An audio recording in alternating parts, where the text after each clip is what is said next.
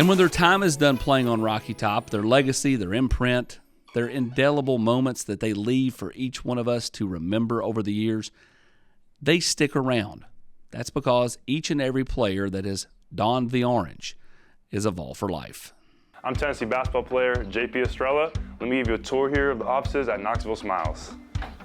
Dr. Costa is placing implants with a robot, and it's all done digitally. There's no guessing with this since it's all robotic. Dr. Welko is the newest addition to the office. He loves to research the latest and greatest in technology, so the other doctors go to him for the newest product information and techniques. Dr. Malone is building teeth in the mouth. To him, cosmetic bonding is more like artwork. He does this without cutting your teeth down. It's all about building them up. Guys, we still have a problem. Do y'all have a bigger chair?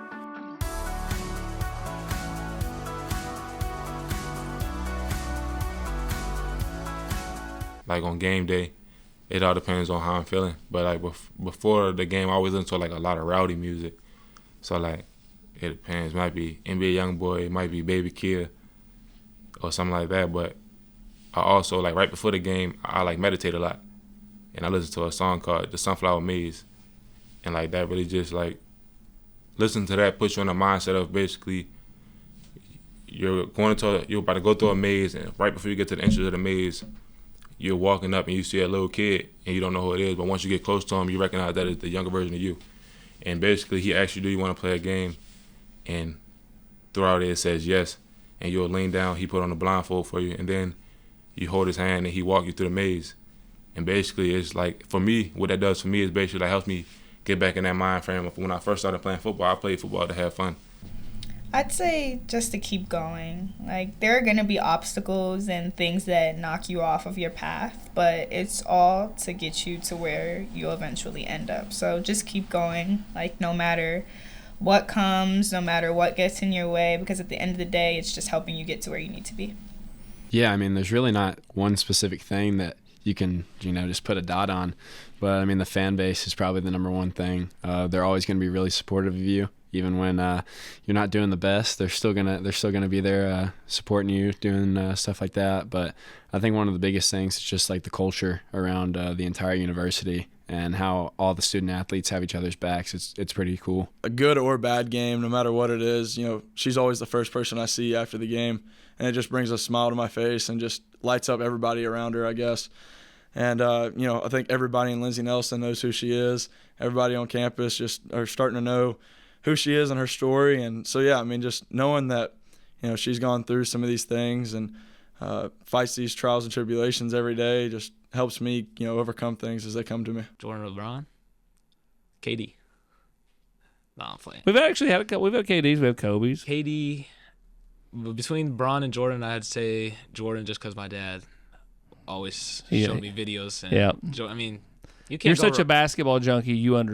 Like the people that say LeBron are the people that are prisoners of this generation only. You kind of have to see both sides. So. Yeah, LeBron's fantastic. Yeah, they're both great players, so it's hard to tell. Different mentalities, though. Exactly. Years from now, Mm-hmm. what will be the flashbacks of Tennessee football for you? A lot of it will come from like the locker room and like moments with my teammates. That you just won't ever get that circumstance back, where it's 10 of y'all and you're all best buds and you're hanging out and it's this congenial, like, it feels like it's fleeting in college football for one, but also just as you get older, every guy I talk to at the next level says, man, just enjoy it while you're there. It's never the same. Knoxville Smiles, depending on us to make you smile better. Knoxville Smiles, are you happy with your smile today? Knoxville Smiles, we're all about smiles. Hey Lance, what makes you smile? Pancake blocks. So I'd say as a recruit, I felt like he could do no wrong. I looked at him as just this old guy who just loved to coach basketball, wasn't too hard, charismatic, and some of those things translated over to when I was here, but my first month of practice with Lamonte and his experience and then coach being on me, I remember there were days where I was like, I cannot wait until like I'm done and out of this place because Coach Barnes is a psychopath. He he's just a crazy old man. He doesn't know what he's talking about. But those days, they helped me to get to where I'm at today. And like I said, it's always tough love with him. And that's just his philosophy and the way he coaches. And, it took a lot of getting used to. It took me a lot of growing up to do, because as a high school recruit, people were always telling me how good I was, how talented I was, and how easy it would be. And I thought when I first came in, I thought for sure I'd only be here for a couple of months just because I thought I was prepared to take my game to the next level. And it took me a week of being here to know that it wasn't going to be that way. And so I definitely say there were times where I had so much hate towards him. But our relationship grew.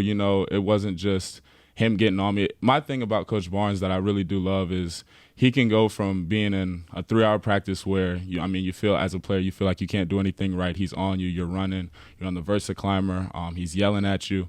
But right after practice, he's not that same dude. He's Rick Barnes, the comedian, the charismatic guy I talked about. The guy that loves hot dogs. Yeah, the guy that loves pulling pranks. But I really, really love playing with Z. I think we have a great chemistry. And it literally, there's times in the game where I literally just got to look at him and be like, Z, let's go. Like, let's turn it up right now.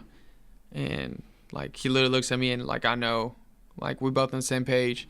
And that's where we turn it up. And we've seen teams, like, I literally remember, I won't say player or team, but literally players that brought it up against us, and there was literally players that would give the ball up saying, I don't want to bring it up. Like they're gonna strip me off the ball. Like and that just like feed us even more. It's kinda like a shark once you smell blood. Yeah. You want even more.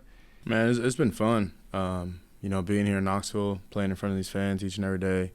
Definitely been a dream come true for me. And even when I started college, my freshman year, I didn't really understand, a lot about the game, and a lot of things that I've learned over the last couple of years have definitely helped me and put me in a good situation. And, definitely, I love winning, and I think coming to Tennessee was the right place because we love to win. And you've got the eye black on that's like, from cheek to cheek and down past the mouth and triangles. And how long does it take to put that on? Not long at all. Just taking it off sucks. Plus, it gets to my helmet, so after practice or something. You actually do that in practice too? No.